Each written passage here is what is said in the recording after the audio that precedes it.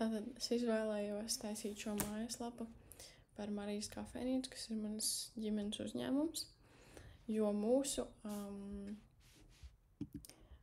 mājaslapa vecā ir jau gadiem stāv un neviens viņu tāpat neizmanto, un es izdomājos taisīt kaut ko jaunu, atsveicināt.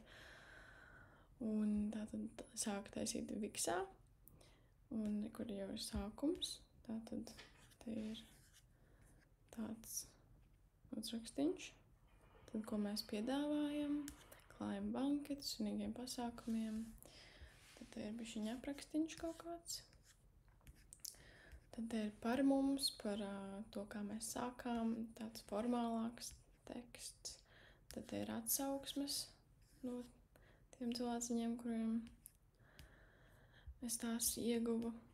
Tad te ir kontakti, lokācija.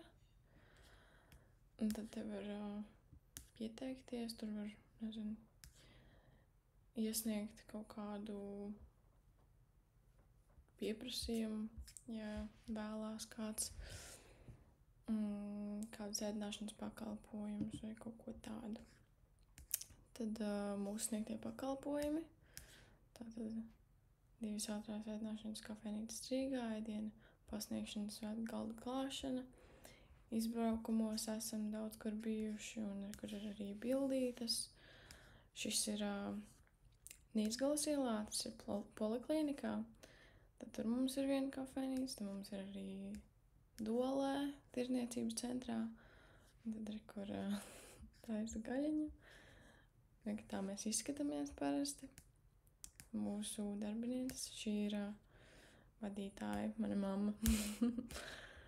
Un tad ir par mums vairāk. Lūk, ir maziņš apraksts par to, kā mēs sākām. Tāds vairāk neformāls nekā pašā sākumā tur bija. Tad ir vēl atsauksmes, smuka bildīta.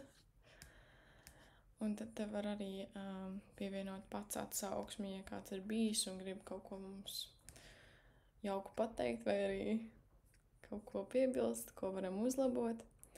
Un tad vēl ir kontakti. Kontaktējamies Latvijas Jasmīna Kalniņa, mans numurs.